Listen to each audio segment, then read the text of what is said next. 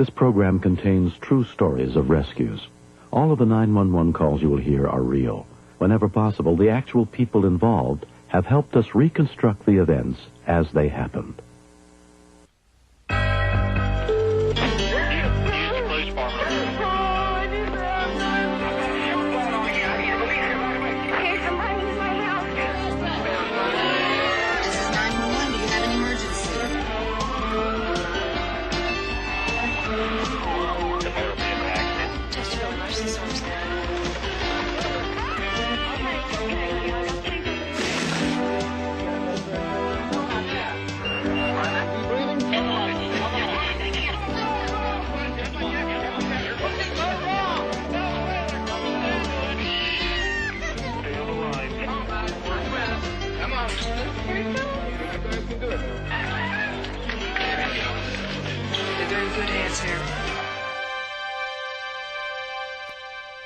Childhood is meant to be a time of joy and innocence.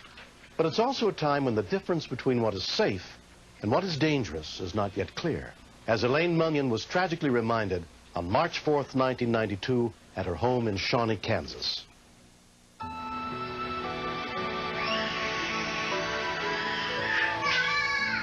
That morning, Elaine was reading to her 4 oldest children, while her 18-month-old twins, David and Jesse, played nearby. The older twins always had their big sister who wanted to play too. These guys just kind of have each other, so wherever one goes, the other goes. So they saved it until the morning, as Moses commanded. Eat today, Moses said, because today is the Sabbath to the Lord. You will not find any of it on the ground today. 6 days you are to gather it, but on the 7th day there will not be any. Nevertheless, some of the people... It's not often that you get all 4 of them excited about a story at the same time. That was one reason I wasn't as in tune to the babies as I might normally have been.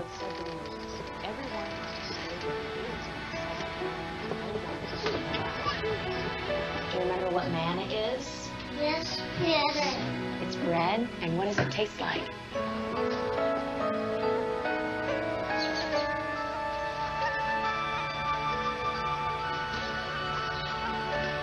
The people collected the manna from the ground every day, except on Timothy. I'll just say Sunday? Sunday the Sabbath? Sabbath. That's the same thing. Yeah, the Sabbath's a hard word. Eat it today, Moses said, because today is the Sabbath to the Lord. You will not... It like slowly permeates your consciousness. Wait a minute. I haven't heard any noise. I don't hear any talking. Jonathan, could you check on the twins?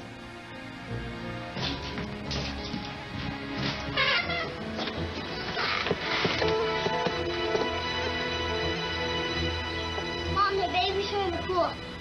The pool? He was so calm about it. I thought surely he must mean they're in the pool area. Half of me knew that it was a nightmare come true. And the other half of my mind was just saying, no, it's not true. They're not in there. They couldn't be in there. I yelled to my daughter to call 911.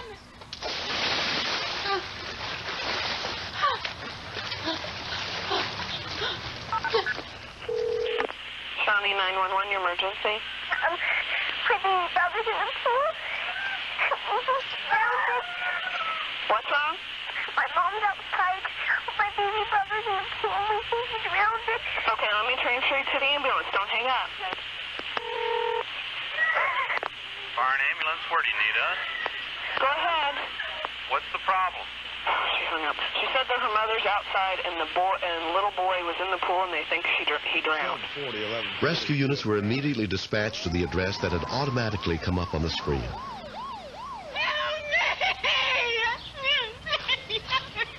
There was no sign of life. It had been so long since I'd had CPR training that I wasn't sure that I was doing it correctly. I could feel myself starting to slip over the edge into hysteria where all I was going to be able to do was scream. From across the field, David Rood heard her cries for help. I could see that she was trying to give CPR to both of the babies and scream for help. Elaine quickly instructed David on how to do CPR. I remember feeling guilty about giving David to him, and yet at the same time I knew that it would be much better to have one person for each baby instead of me trying to do them both. Oh, nose. I was getting scared because I didn't know if I was helping. I didn't know if I was doing things right. I was really hoping somebody else would come along and help. Shawnee police officer Larry Burmaster arrived at the house within minutes of the call. The biggest surprise at that point was to find that there were 2 victims. I remember thinking that somehow I would have to decide which child to work with, and I really wish that I could do something for both of them. Why don't you try and check and see if you can find a pulse on him? Jeff, my babies are dead. 710 dispatch, we have 2 victims. When Shawnee Fire Marshal Jeff Hudson arrived, he recognized Elaine. Just 6 weeks earlier, he had given her family a tour of the local fire station. I was terrified. I was scared. Jesse wasn't breathing. There was no pulse. He was blue. His eyes were open, and they were rolled back. He was lifeless. I remember thinking, that's it, they're both gone. They're just both dead. They won't be able to bring him back. Within 5 minutes, the first medic units arrived, including paramedic Mark Owens.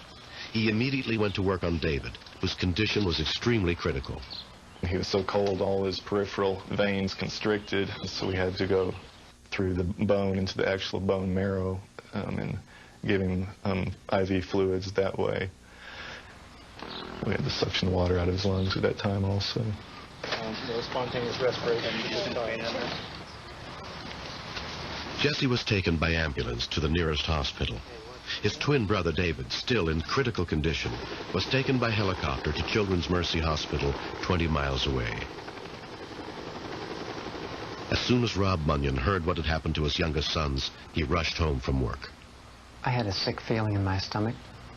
Elaine said that we need to decide where to go because they were going to different hospitals. I guess as their mom, then I needed to be with the one who wasn't going to make it. Breathing okay? Still, Mom? Why don't you come in? They brought me right in, and they let me stand right by his head. And I just bent right over, right to his ear, and just sang to him his favorite little nursery songs, and I told him I loved him. They transferred Jesse over later, after he was stabilized.